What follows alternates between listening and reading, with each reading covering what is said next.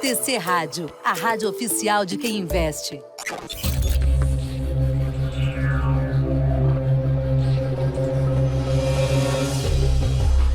Começa agora os 10 mil deles. O reality cast que faz o seu tempo render.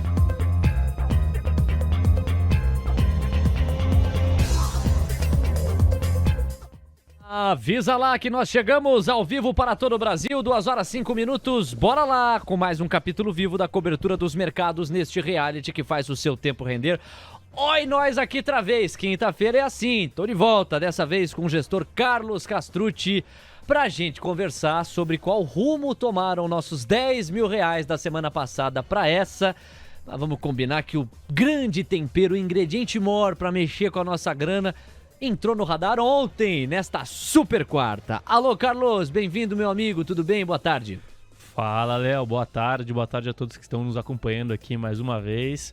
Vamos lá que um dia específico foi muito movimentado, que foi ontem, né? Então a gente tem muita coisa para falar sobre taxas de juros e sobre perspectivas para o mercado daqui para frente. É isso, Carlão. E olha os destaques que a gente separou nessa edição. A nossa carteira ficou praticamente estável, estacionada ali na faixa dos 10 mil. O Ibovespa no mesmo período avançou, é verdade, 1,3%. As small caps mais castigadas acabaram emperrando a performance e apontou para neutralidade. Você vai entender mais detalhes do porquê. Moeda americana recuou timidamente 0,2% no período. Vamos falar de Cury, que avançou 7,3%. E a depender do que o Copom publicou ontem, pode começar a dar uma boa destravada junto ao setor de construção em geral. A gente também fala de GM, que recuou 8% e foi o destaque negativo. Claro, tem muito FONC, muita decisão de juros nos Estados Unidos e ancoragem de expectativas. Tem muito Copom, muita decisão de juros no Brasil e a ancoragem das expectativas.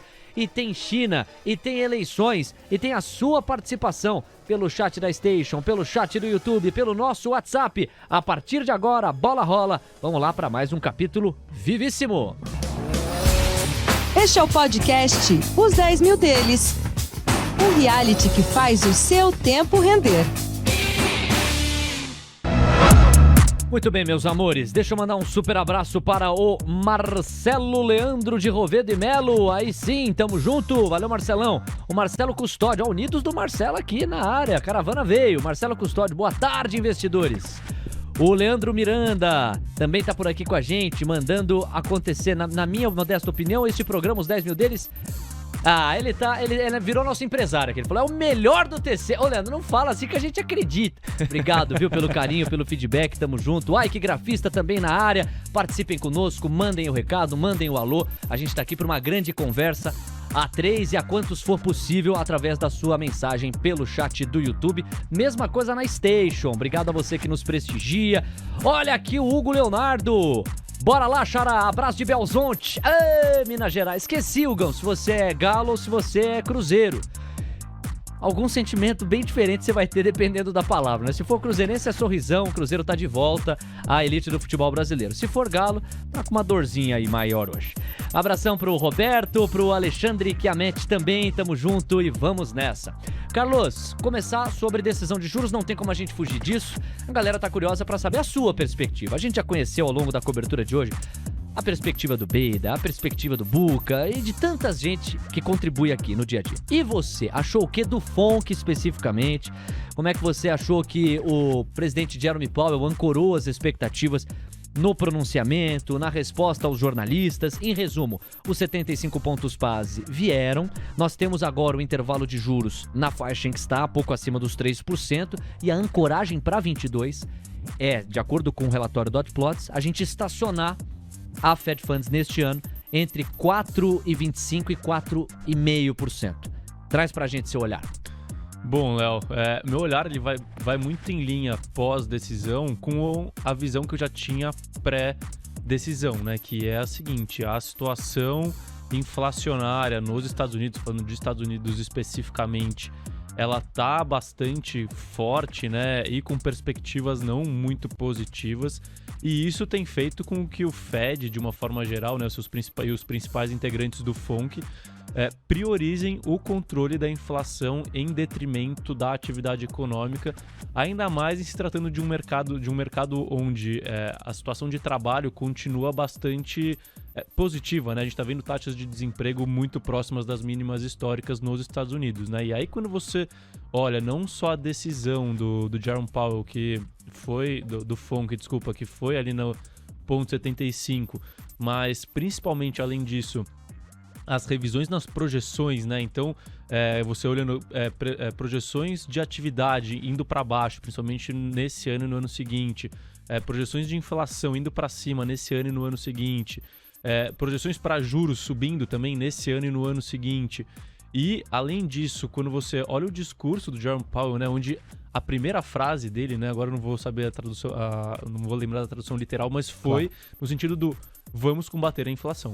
Ou seja, o foco do Federal Reserve é combater a inflação, não descontrolar a inflação e ancorar as expectativas de inflação, né? Então, um ponto que chamou bastante atenção dentro do discurso do Powell e depois na sessão de perguntas e respostas foi justamente a questão a gente quer ancorar as expectativas para que tenhamos juros reais ao longo de toda a curva de juros.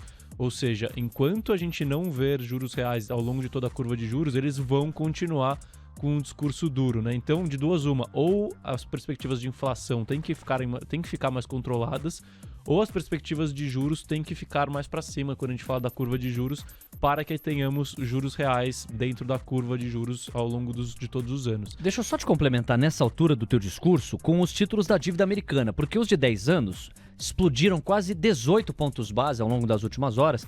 Nós temos um retorno médio anualizado de 3,68%. O que isso traduz, hein, Carlos? Léo, assim, aí volta até a tese do porquê a gente está vendido em S&P taticamente, né? A gente está com 20% do nosso patrimônio vendido em S&P, porque isso é taxa de desconto na veia para o mercado, né? E sem considerar o potencial impacto disso nos lucros das companhias nos próximos anos, só considerando o patamar de lucro atual das empresas do S&P, juros nesse patamar, assim, você tem que trabalhar com o S&P entre 3.350 pontos e 3.600 pontos. E hoje o S&P está 3.760, né, mais ou menos. Então, assim, isso mostra que o S&P ele continua sobrevalorizado, na minha visão, né, na visão da Rua, de uma forma geral, com o Treasury desse ano. Nesse nível.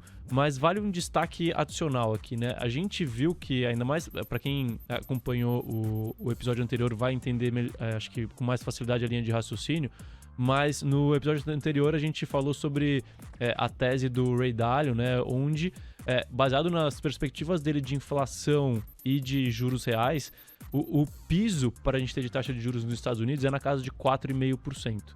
E o que a gente vê na curva hoje é que você já precifica um 4,5%, né? Agora para o ano que vem, mas você precifica uma normalização depois para voltar no patamar de 3 e pouquinho. Por isso que os títulos de 2 anos estão com um retorno médio anualizado de 4,11%. Significa dizer que no prazo de 2 anos, daqui até 2 anos para frente, em média, esse é o retorno por ano. Aqui já traduz essa elevação pela qual a Fed Funds vai ter que continuar passando, como o próprio relatório Dot Plots indica, mas uma eventual correção, acomodação dela para 2023. É um pouco disso, né, Carlos? Perfeito, é exatamente isso. E, assim, o juro ele ainda não chegou no topo ali que o Fed colocou, né? Que então é chegar no patamar, acho que de 4,25 a 4,5 esse ano e depois 4,5 a 4,75 no ano que vem. O Fed Funds ainda está na casa dos 3%, né? Isso. Então você tem esse carrego desses 3% hoje. Por isso 4,11, não 4,5, por exemplo, porque é o retorno anualizado baseado na data de hoje. Então, partindo dessa Fed Funds pós-decisão do FONC. Mas a grande questão aqui, Léo, para mim, é que o mercado está projetando essa normalização, né? Então, assim, você está falando de uma taxa de 4,11 para 2 anos, mas está falando de uma taxa de 3,67 para 10 anos. Então, você está considerando que ao longo do tempo essa taxa vai cair para baixo de 4%, sendo que, aí trazendo de novo a tese do Ray Dalio, a gente teria que ter uma taxa de juros nos Estados Unidos que giraria em torno de 4,5% a 6% sem nenhuma nova externalidade. Então esse é um risco baixista adicional que existe para o S&P. É claro que é um dos cenários mais incertos que a gente já viveu nos últimos tempos, né? Então tudo pode mudar do dia para a noite para positivo, né? Claro, caso acabe o conflito na Rússia, né? Da Rússia com a Ucrânia, caso a gente veja uma normalização das cadeias de suprimento, o fim das restrições por Covid na China, tudo isso trariam impactos positivos para a inflação e, de certa forma, tirariam essa pressão inflacionária, a pressão nos juros americanos. Mas tudo mais constante, pode ser que a gente veja a taxa de juros subindo ainda mais. Isso é um risco baixista para a Bolsa Americana. E fora isso, de novo, né, é o ciclo. Inflação alta traz juro alto traz menos apetite por investimento, menos apetite por investimento gera menos lucro para as empresas a médio e longo prazo. Então a gente pode ver uma revisão baixista para os lucros das empresas do S&P nos próximos anos, esse ano que vem, por exemplo. E isso também é mais um risco baixista para o S&P. Então, assim, a assimetria lá não está favorável. Agora, Carlos, eu fico de olho no chat do YouTube e veja só como taxativamente o açougueiro complementa a nossa conversa. O FED chegou atrasado e dessa vez muito atrasado. Basta analisar historicamente no próprio tio Sam as medidas tomadas em casos semelhantes. Foram mais duras. Infelizmente, uma recessão, ao menos de leve, é fato. Essa é a percepção taxativa aqui do perfil Açougueiro 88. E, sinceramente, eu não acho que ele está de todo errado, não. Pelo contrário, eu acho que a fotografia é bastante precisa. O próprio fato do Fed estar tendo que lançar mão de uma magnitude mais elevada mostra a correria com que ele tenta se colocar à frente da curva, ou pelo menos empatar com ela, porque ficou muito behind the curve. Léo, assim, aí de novo vem todas aquelas questões que eu gosto muito de estudar sobre ciclos de mercado e assim em diante. E tem aquela máxima que a gente sempre tem que discordar, que é dessa vez é diferente, né? E a grande questão é que todo mundo acreditou, principalmente pós o início do quantitative easing, lá pós-crise de 2008, que dessa vez era diferente, que a gente viveria num cenário perene de crescimento, de impressão de dinheiro e sem inflação, né? Então a gente acreditou, todo mundo acreditou que a gente estava vivendo um novo paradigma econômico onde não teríamos mais inflação, então sempre inflação controlada, juros próximos de zero, com juro real negativo, então por conta disso, e que isso não traria um problema inflacionário, né? E aí, se você pegar o período desde o Covid, com o aumento da impressão de dinheiro, problema nas cadeias de suprimento e assim em diante, essa crença perdurou, né? Então a gente viu até... Pô, a gente não está falando de expectativas de mercado, né? A gente está falando do Fed, que é o principal banco central do mundo, mudando as suas projeções de inflação, a sua meta de inflação, do ponto, assim, a nossa meta é ficar sempre abaixo de 2, para considerar uma média móvel da inflação, olhando lá para frente, onde a média móvel volte para 2, ou seja, a gente aceita a inflação mais alta para depois reduzir. E a gente viu que não era diferente dessa vez, pelo menos a princípio, né? A inflação ainda existe no mundo desenvolvido também, e isso está se provando agora, ainda mais com todas essas quebras de cadeia que estão acontecendo, né? Mas, na sua forma de enxergar, quais ingredientes fizeram com que esse modelo, com que essa forma de enxergar a macroeconomia, com estabilidade econômica, juros baixos e uma pressão inflacionária irrisória ou inexistente, fosse abalado? Foi a imposição da pandemia, desorganização na ponta da oferta? Foi o cenário bélico que a gente viu se acentuar mundo adentro, a ponto de comprometer inclusive o conceito da globalização? São esses eixos e mais alguns. O que ajuda a gente a entender a maneira como esse jeito de enxergar a economia estruturalmente foi desabando aos poucos? Aí de novo, entrando nessa parte de ciclos, né? Tem aquela frase que é bem legal, assim, que tempos difíceis formam homens fortes, homens fortes formam tempos fáceis criam homens fracos, e assim em diante a gente fica vivendo nesse ciclo que é o ciclo da história da humanidade de uma forma geral, né? E o que eu acredito foi que a gente viveu tanto tempo em tempos fáceis que as pessoas acreditaram que realmente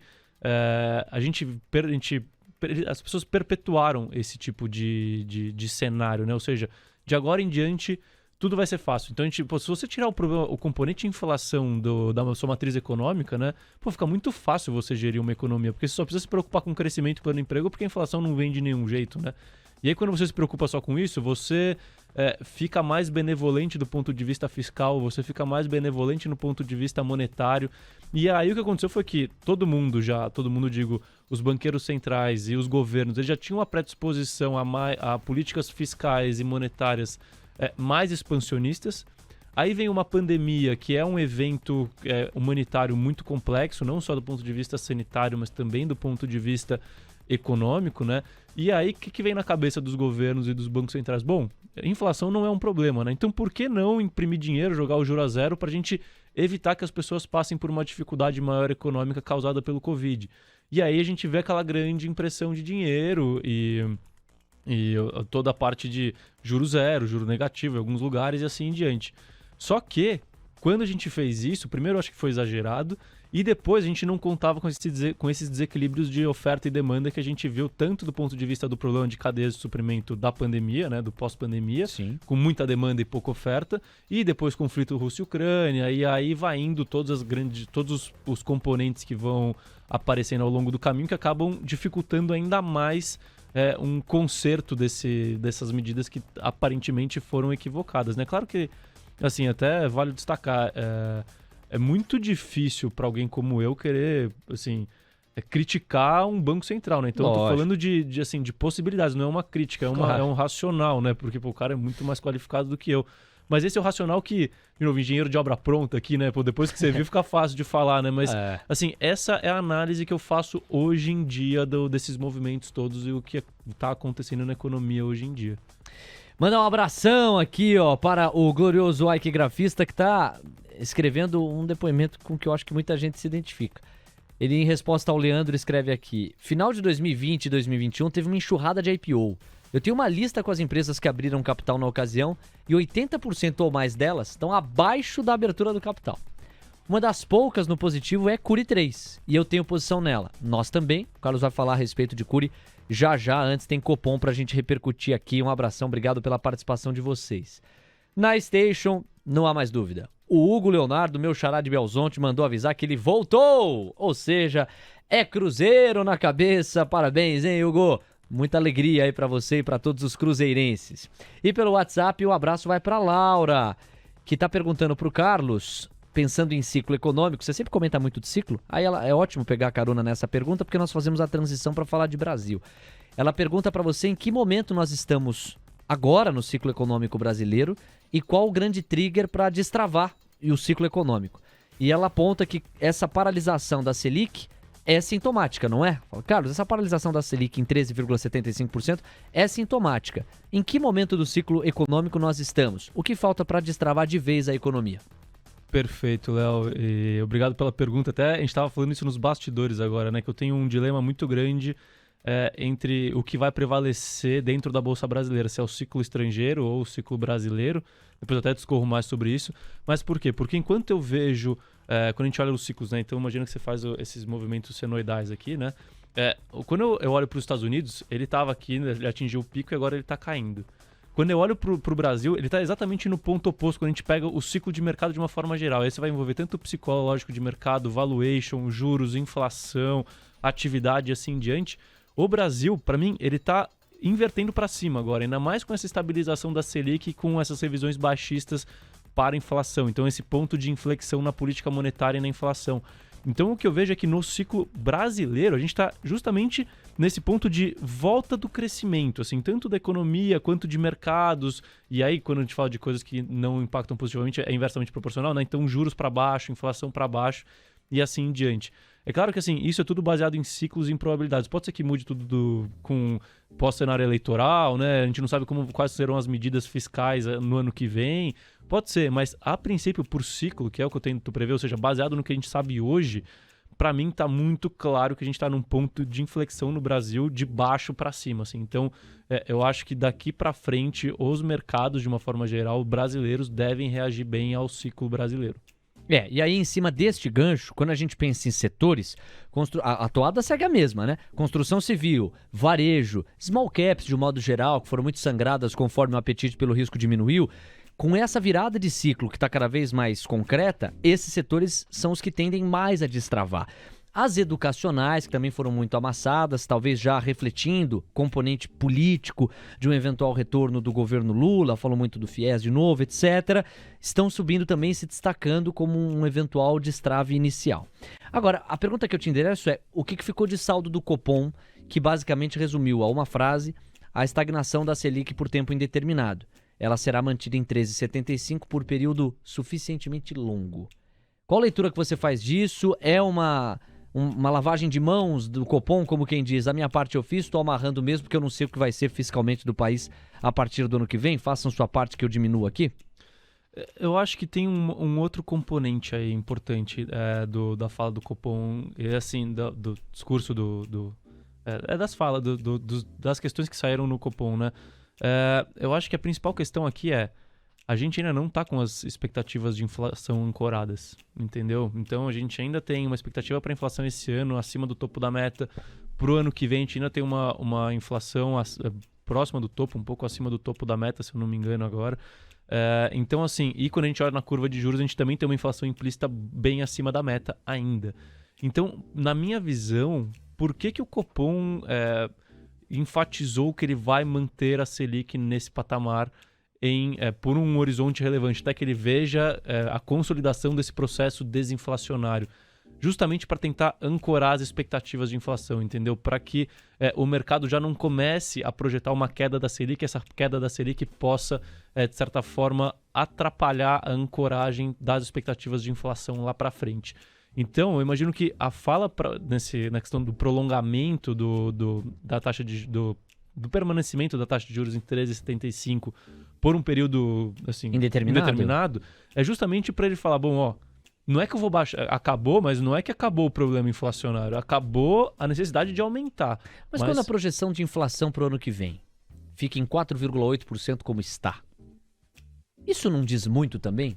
Pelo abismo que separa o que é a inflação tateada para o ano que vem e o que é hoje a Selic e a taxa real de juros positivíssima? Sim, mas o que acontece? Aqui ele fica com uma gordura, e a grande questão a gente está com essa projeção de inflação de 4,8 ali para 2023, mas olha a curva de juros ainda. A curva de juros está muito acima do centro da meta. Curva DI. Quando você pega a curva DI e você faz a conta da inflação implícita, né? Então você tira da curva DI o juro real para o mesmo período. Aí você vai saber mais ou menos quanto que tem de inflação implícita na curva. A inflação implícita ainda está muito acima da meta, entendeu? Então, assim, a gente está diminuindo as perspectivas de inflação, a gente está com um juro real absurdamente alto a princípio, estamos, mas a inflação ainda está desancorada, entendeu? As perspectivas de inflação ainda estão desancoradas com relação à meta do Banco Central. Eu vou fazer uma pergunta ovo e galinha para você que deve ajudar muito as pessoas. O que é que vem primeiro? É com base nos 13,75 fincados no chão que a curva de juros se comporta hoje? Ou é o contrário? Quer dizer, pelo fato de a curva de juros estar se comportando como tal, pinta mais uma evidência na mesa do Copom para se manter a Selic em 13,75. Consegue entender o mote da pergunta? Quer dizer, por qual direção tem mais peso? É a curva de juros que pesa mais para a decisão da Selic? Ou é o que o comunicado do Copom e a contextualização da Selic diz que pesa mais para a curva de juros? Eu acho que é um caminho via mão dupla. É uma via de mão dupla, né? Mas a grande questão aqui, eu acredito que é de novo essa tentativa de ancorar as expectativas de inflação. Então, por exemplo, tá? Vou pegar dois títulos aqui. Se você... Agora eu não sei as taxas exatamente, tá? Mas eu vou tentar arredondar. Imagina que o LTN, ou seja, o título pré-fixado para 2026, ele está em 11,5%, tá? E vamos supor que uma NTNB principal 2026 está pagando IPCA mais 6. O que está implícito aqui? Que a inflação implícita... O que está implícito é que a inflação até esse período vai ser de 5,5% ao ano. Entendeu? Agora, se a NTNB 26 tivesse com um juro real de 8, então o IPCA mais 8, aí você fala, então a inflação está ancorada, concorda? Porque está com 3,5% de inflação, que é muito próximo da meta. Só que a curva está precificando uma LTN em 11,5 porque a Selic está 13,5, então está colocando esse juro real muito grande. Entendeu? E acho que no momento onde isso acontecer, claro que não nessas proporções, mas ou seja, a inflação implícita esteja precificada na casa de 3 a 4% ali, aí sim o Banco Central ele tem munição para começar a diminuir a taxa de juros, diminuir o prêmio de juro real, porque ele conseguiu ancorar as expectativas de inflação lá para frente. Essa é a minha visão. Faz sentido, Carlos, eu te agradeço por ela. Bom, a informação não para por aqui, daqui a pouquinho eu vou trazer uma atualização importante do painel Mover Pro, você segue ligado em cada minuto da nossa conversa ao vivo e pode ser agora. Petrobras reduz preços de venda do GLP para distribuidoras. Acaba de pintar mais um urgente no painel Mover Pro relacionado à revisão baixista nos preços, nesse caso do GLP. Se você somar o que já houve de revisão baixista nos preços de gasolina, de diesel, agora o GLP também entra nesse conjunto, é uma cesta de notícias positivas para qualquer população, porque estamos falando de energia no limite e isso faz toda a diferença, inclusive para a inflação. Mas o mais bonito, pensando na lógica do mercado, é que essas notícias positivas são sustentáveis. Quer dizer, existem condições de mercado que viabilizam a revisão baixista nos preços. Isso faz toda a diferença, né? Lógico que faz, porque aí é uma coisa que... acho que a melhor palavra é sustentável, é estrutural, não é forçado, né? Não é tipo... artificial. Não é artificial, não é, era pra gasolina estar 8 e tá 4, né? Não, a gasolina era pra estar no preço que tá, né? Claro que tem a questão do imposto, mas quando você fala na gasolina na refinaria, né? Saindo da refinaria, ela tá saindo no preço certo, ou seja, o petróleo caiu, o gás natural caiu ali, principalmente aqui, não tirando na Europa, né? Que tem as suas particularidades. Então, a Petrobras, ela tem... seguindo a sua política de paridade de preço, que tem que funcionar para os dois lados, né? Então, tanto para cima quanto para baixo, seguindo essa política de paridade de preços, ela tem que diminuir o preço porque o custo dela está mais barato agora. Então, é algo muito positivo. Bom, fazer um complemento aqui na nossa conversa, destacar que a Petrobras reduziu o preço do GLP de R$ 4,02 por quilo para R$ 3,78 por quilo. A redução do preço do GLP acompanha o preço de referência, ou os preços de referência, argumenta a estatal. E nós temos um outro urgente que mereceu esse destaque no painel. Ministério da Economia prevê resultado primário do governo central em 2022 em 13,5 bilhões de reais. Vou repetir aqui. O Ministério da Economia está projetando como resultado primário do governo central em 2022, no positivo, 13,5 bilhões de reais. Seria uma senhora fotografia, Carlos. Se falasse que em 2022, se você pegasse em 2019 e falasse que em 2022 a gente teria um superávit primário, ninguém acreditava. E não tinha pandemia em 2019. Não tinha pandemia. Se falasse em 2020, depois do crash do coronavírus, aí que ninguém acreditava mesmo. E está se desenhando exatamente isso. Eu lembro que as revisões ou as projeções do Ministério da Economia tendem a ser as mais conservadoras, aquelas mais tímidas e muito seguras, porque muita gente toma decisão com base nisso. E digamos que, fazendo uma analogia com o Supremo Tribunal Federal, o Ministério da Economia é quem tem o direito de errar por último, em termos de projeção econômica. Então pega mal quando vem uma projeção muito equivocada, costuma por isso ser mais conservador a pasta da economia. Bom, vale complementar dizendo que o governo calcula um resultado primário de 0,1% do PIB em 2022 e que a economia está elevando a projeção de receita líquida em 69,9 bilhões de reais para 1 trilhão e 840 bilhões. Então vou repetir a informação porque esses números são um pouco confusos. O Ministério da Economia eleva a projeção de receita líquida em 690,9 bilhões, atingindo 1 trilhão 840 bilhões. É o relatório que há pouco foi divulgado, relatório de receitas e despesas do quarto bimestre do ano. Carlos, vamos falar de papéis, de setores, vamos falar da nossa estratégia especificamente. Eu vou começar contigo com os destaques que nós tivemos. Nós tivemos pensando em alta e pensando em baixa, é impossível não contemplar isso. O papel da GM recuando 8% e o papel da Cury avançando 7,3%. Por quê, hein? A GM, bolsa americana, né? As bolsas americanas corrigiram ali 4% nessa semana, mais ou menos, né? Então, tanto o Nasdaq quanto o S&P. E aí o que a gente viu foi, assim, aí é beta, né? Empresa de indústria automobilística que tem um beta maior do que bolsa caindo 4, ela cai um pouco mais, né? E ainda teve um incremento aqui, que foi a questão da Ford anunciando que viu um aumento de custo de $1 bilhão no último trimestre no seu supply chain, e aí isso acaba impactando as outras empresas do setor. Falando de Cury, assim, aí Cury e eu diria que o setor de incorporadoras de baixa renda, de uma forma geral, assim, acho que nos últimos 2 meses, mais ou menos, é o setor mais resiliente, né? E tem subido muito forte. A Cury é uma posição que foi relativamente recente, nossa, na verdade. A gente comprou ela, se eu não me engano, foi em julho, mais ou menos, a R$ 6,18, né? Hoje tá 11 e pouquinho. Então, assim, foi um rally muito forte de Cury nesses últimos períodos, né? E assim, acho que a grande questão setorial, de uma forma geral, né? Onde todo o setor está se beneficiando por conta de vários motivos que a gente já trouxe aqui, tanto inflexão, inflação e juros, as perspectivas positivas para o programa Casa Verde e Amarela, independente do cenário político, os dados próprios de Casa Verde e Amarela que têm vindo fortes, melhoria de margens daqui para frente nas empresas e assim em diante. Mas a Cury, especificamente, ela foi a companhia de Casa Verde e Amarela de baixa renda que mostrou a maior resiliência operacional ao longo desse período de queda de margem bruta das companhias por conta da inflação de custos, né? Então a Cury, ela tem um método construtivo que é próprio dela, tá? Que ela faz as coisas modulares, então ela tem mais flexibilidade nos seus projetos. E aí o que aconteceu foi que, com o aumento de custos, eles conseguiram, dentro dos próprios projetos, remodelar a quantidade de unidades, a categoria das unidades, e assim o aproveitamento do terreno e assim em diante, para conseguir, mesmo com esse aumento de custos, continuar entregando margem. Então, aumentando a receita também para conseguir ter uma manutenção de margens altas, acima de 30%, quando a gente fala de margem bruta. E o mercado está premiando essa capacidade da Cury, né? Então, é uma empresa assim redondinha de incorporação, principalmente de baixa renda. E foi um dos motivos que fizeram com que a gente colocasse ela na carteira, ainda mais quando a gente viu aquela simetria de preço com relação ao potencial de valor da companhia. Pode ter certeza disso. Falamos de Estados Unidos, falamos de Brasil, Cury em especial nesses últimos minutos, antes disso GM. E agora a gente tem a fotografia específica da nossa carteira aqui, que a gente teve algumas mexidas.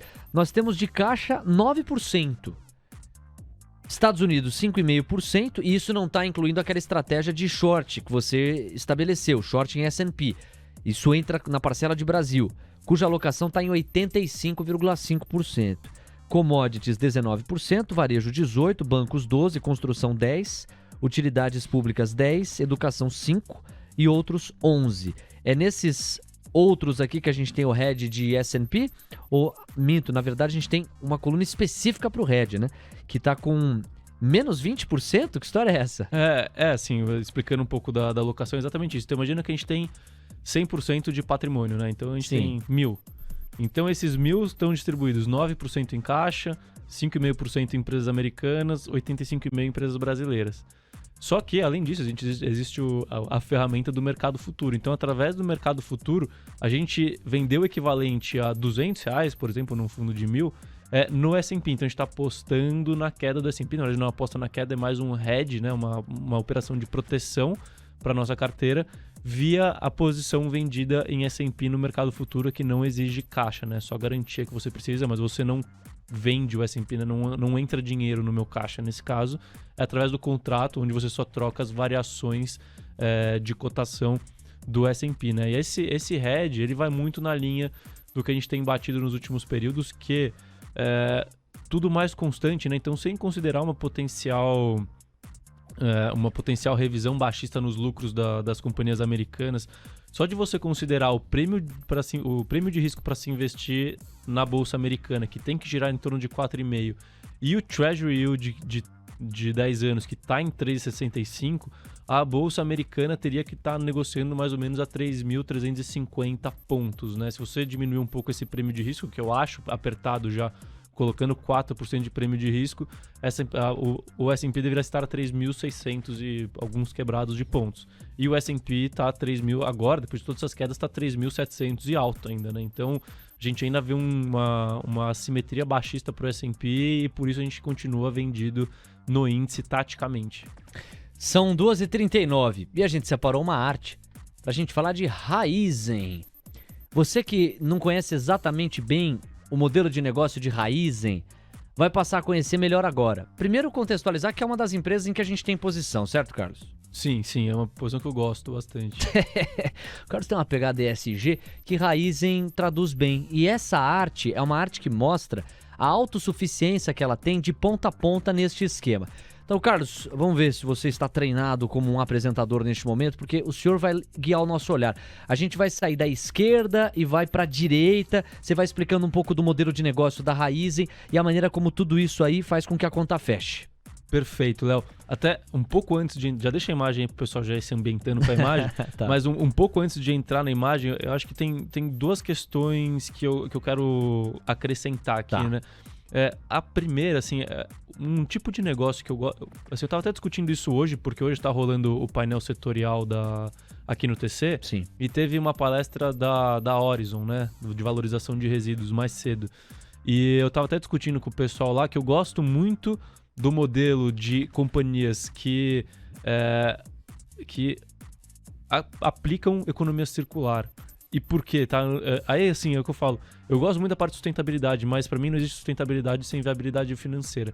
E a grande questão da economia circular é que você consegue gerar um retorno incremental sobre o seu capital investido muito grande, porque você aproveita muito mais a mesma matéria-prima que você tem hoje, entendeu? Sim. Então a Horizon faz isso, está começando a fazer isso, na verdade, com mais força. A Ambipar faz isso e a Raizen está fazendo isso também e está com um projeto muito forte na parte de energia. Então esse acho que é o primeiro ponto que eu quero destacar. Quer dizer, o diferencial que as empresas que praticam ou conseguem praticar a economia circular dentro dos seus modelos de negócio. A Raizen é um desses exemplos e a arte que a gente está vendo ilustra isso. Perfeito, porque assim, então aqui, aí só o último ponto antes, claro. Para falar de Raizen, né? Porque a Raizen ela tem 3 vertentes de negócio principais, né?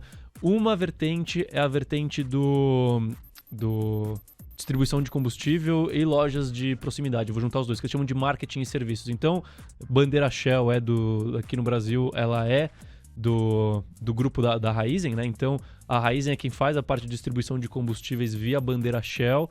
E, além disso, as lojas Shell Select, né? E essas Oxxos que estão aparecendo em tudo quanto é lugar também são do grupo da Raizen. Essas lojas de conveniência, eles têm uma joint venture com a FEMSA, que é a representante da Coca-Cola no Brasil, para fazer essa expansão de loja. Então, esse é um negócio que eu não vou entrar muito no mérito agora. E os outros 2 negócios são os negócios de açúcar e de renováveis, né? Que aí os dois se conversam, por quê? Porque eles vêm com base na cana, né? E aí que a gente vai entrar nessa imagem. Então, essa imagem diz respeito a esses 2 pilares últimos que você listou. Perfeito, que é renováveis, né? Então a gente coloca ali etanol, energia e gás. E a parte de açúcar, né? Tudo vem da onde? Da cana. Então a Raizen tem uma porrada ali de milhares, milhões, não sei, de hectares de plantações ali de cana de açúcar.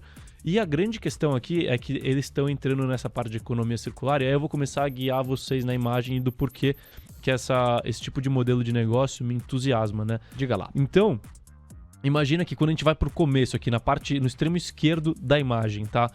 Você tem ali, quando você moe a cana, você gera 3 tipos de componentes. Você gera o caldo da cana, você gera o bagaço da cana e você gera a palha, né? Então, é mais ou menos 1/3 ali, cada um desses componentes são 1/3 da moagem da cana. Legal. Como que funciona uma operação tradicional de uma usina, né, de cana-de-açúcar? Você pega esse caldo, ou seja, 1/3, e você vai gerar etanol, e você vai gerar açúcar, aí você vai fazer sempre a proporção, né? Então, putz, tá mais vantajoso eu gerar etanol, eu vendo, porque o preço do etanol tá melhor, eu faço mais etanol, tá melhor fazer açúcar, eu faço mais açúcar, e assim em diante. E eu pego depois o bagaço, a palha, e parte dele eu uso para gerar bioeletricidade. Então, normalmente, as usinas de cana-de-açúcar, elas são autossuficientes de energia, e elas, inclusive, vendem energia no mercado aberto, né, de energia, assim em diante. Então, essa é uma operação tradicional de cana-de-açúcar, né, de usina. Só que você tem muito desperdício ali depois, porque você não vai usar a vinhaça, você não vai usar a cinza e a torta de filtro, você não usa todo o bagaço e toda a palha, entendeu? Uma parte vai acabar sendo descartado e assim em diante. Então, para aquela mesma cana, você vai ter um descarte ali, ou seja, aquele descarte que vai virar descarte mesmo, não tem nenhum valor econômico para a companhia. E aí, o que aconteceu, assim, com a Raizen, né? Já faz algum tempo que eles desenvolveram primeiro essa questão da tecnologia para desenvolver o etanol de 2ª geração, e eles são os únicos que fazem aqui no Brasil, que fazem essa produção do etanol de segunda geração, onde o processo ele é completamente diferente do etanol de primeira geração, porque o etanol de primeira geração você faz a partir do caldo do açúcar. E o etanol de segunda geração se faz através do bagaço e da palha do bagaço da palha, ou seja, do resto da cana você consegue fazer o etanol de segunda geração. Então imagina que para a mesma produção de cana, agora você consegue gerar mais ou menos uns 20% a mais de etanol para você vender. E o etanol de segunda geração tem as suas vantagens, que primeiro ele emite menos carbono, então ele tem um prêmio de negociação no mundo inteiro. E você tem toda essa questão do reaproveitamento, né?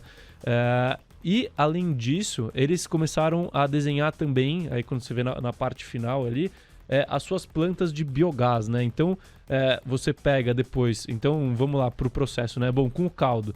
O caldo ali, que é a parte de cima, eu pego, faço o açúcar e faço o etanol de primeira geração, sobrou vinhaça e torta de filtro. Isso daqui eu vou jogar para minha planta de biogás. Aí você pega o bagaço e a palha. Pô, o bagaço e a palha, uma parte eu vou gerar eletricidade para vender no mercado primário ou usar na minha própria operação. A outra parte eu vou fazer etanol de segunda geração. O que sobrar, a vinhaça, que é a mesma coisa do etanol de primeira geração, eu vou jogar para minha planta de biogás. E aí o biogás você pode tanto fazer biometano e vender biometano, ou você pode gerar energia através do biogás, ou seja, está aumentando a sua geração de energia elétrica especificamente.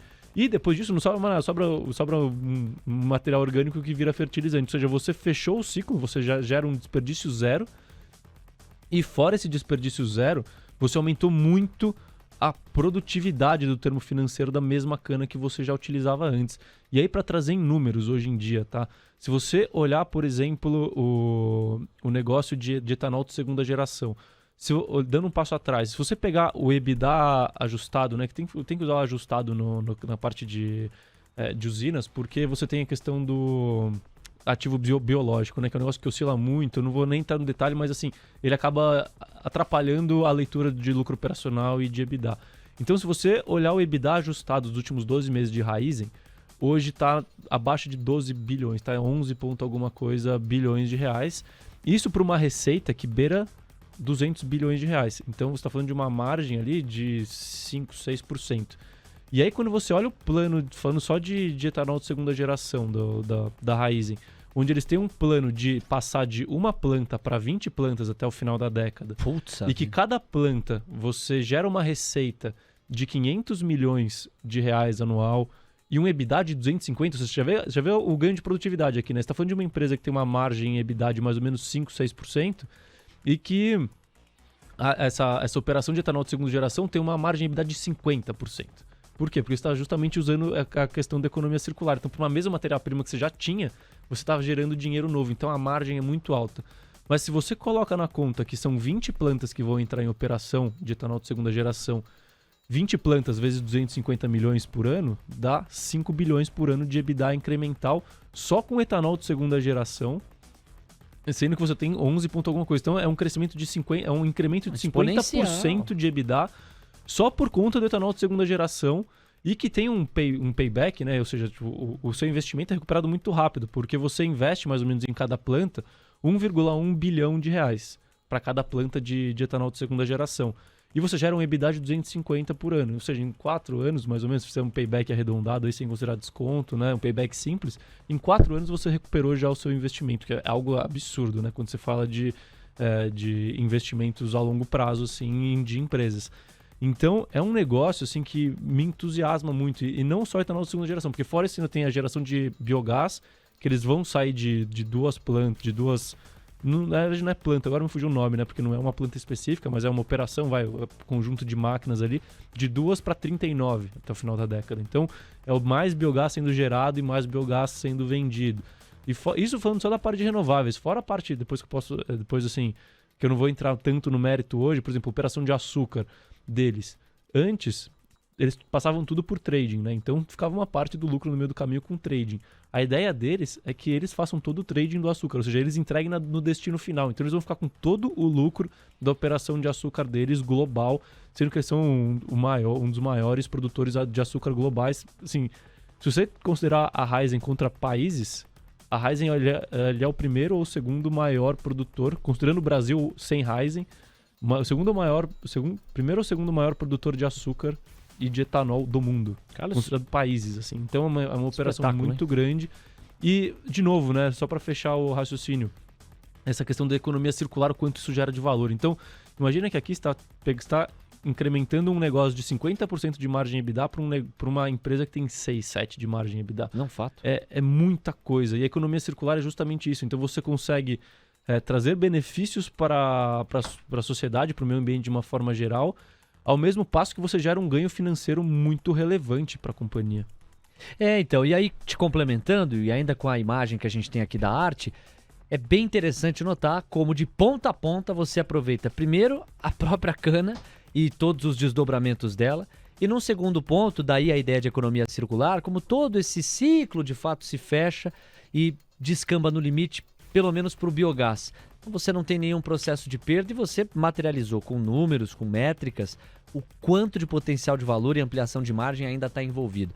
Você disse que nos próximos 10 anos os caras querem multiplicar por 20 exatamente que parte dessa arte aqui? É por 20 a produção de etanol de segunda geração. Ali embaixo, certo? Que vem a do bagaço e da palha. E por 20 também a geração de biogás.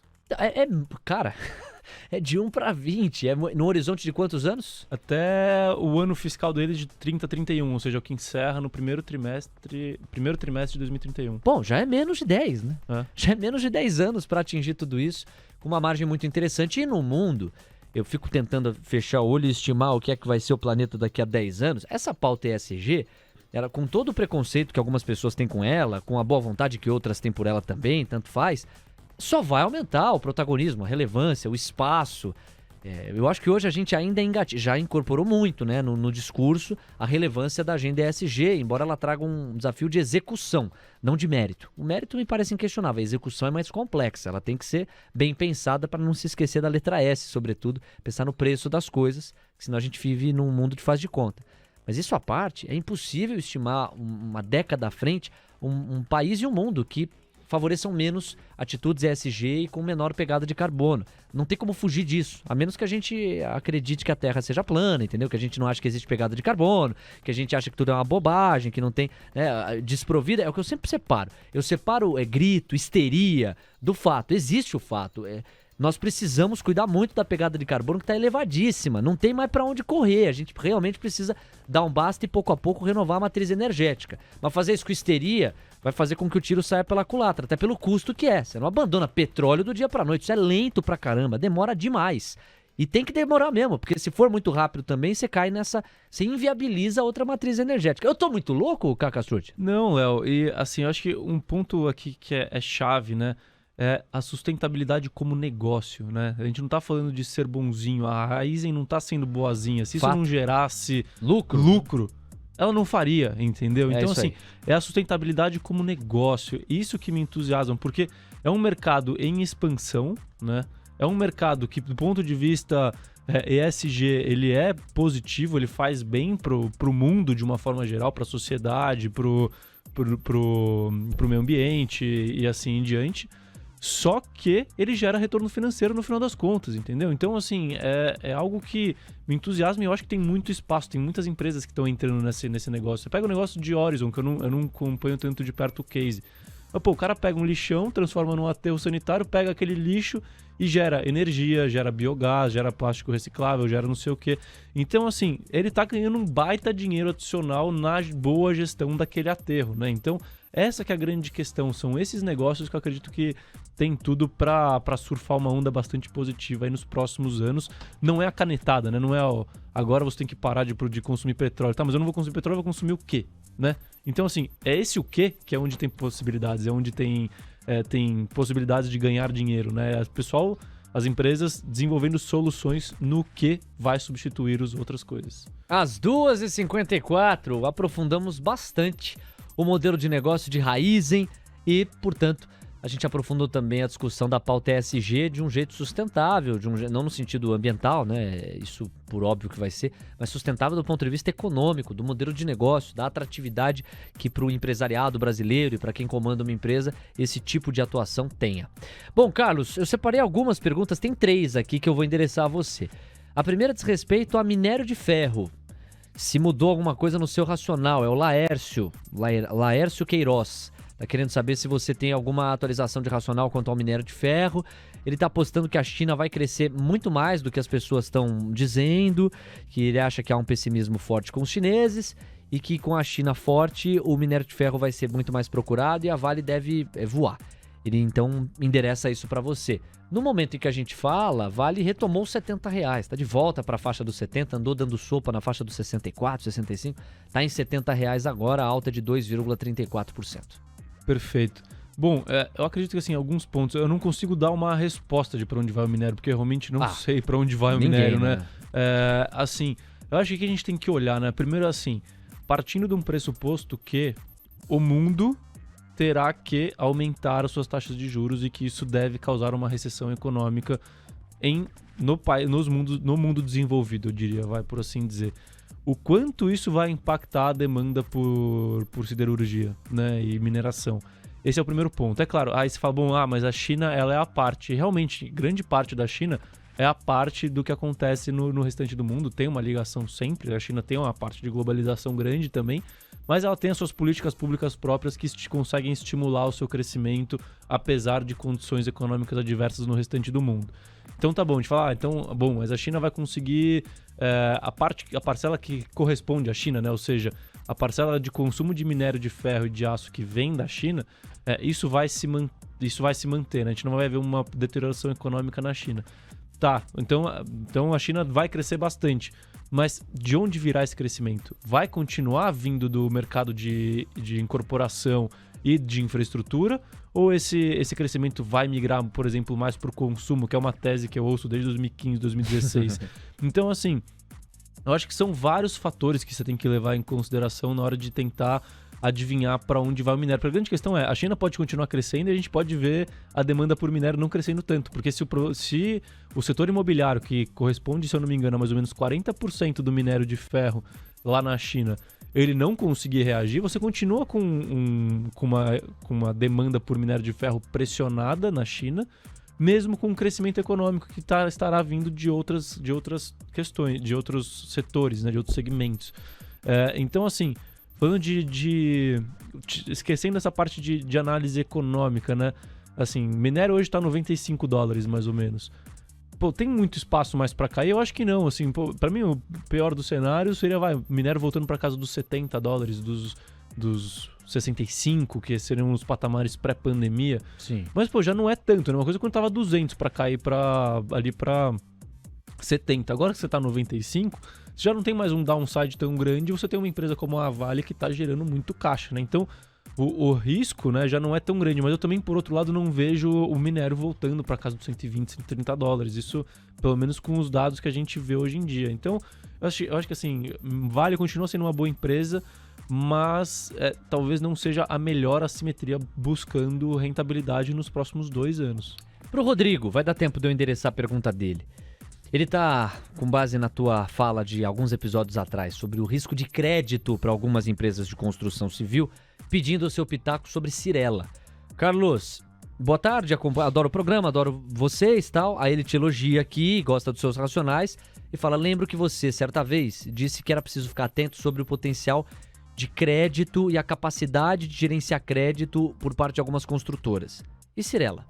Perfeito. Bom, quando a gente olha primeiro nos subsegmentos de incorporação, né, a gente vê que a Cyrela ela se encaixa no segmento ali de alto padrão, né, de médio alto padrão e luxo e assim em diante.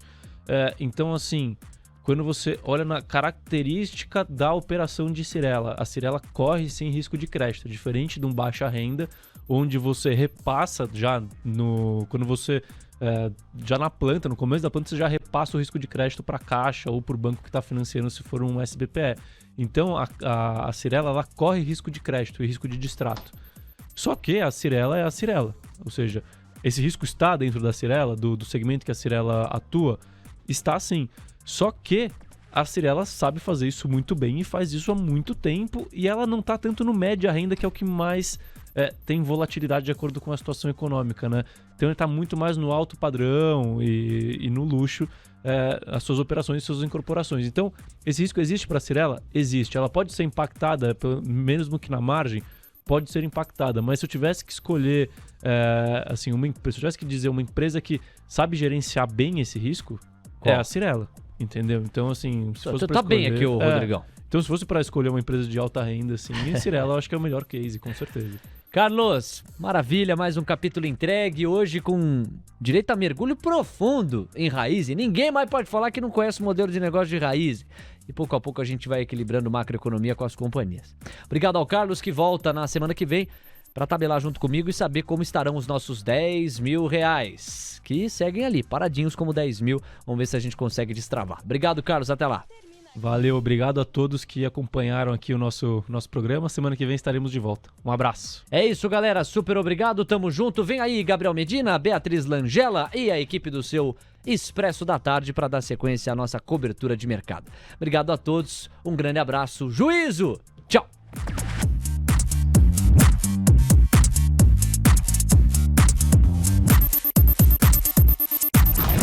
Viu só como seu tempo rendeu?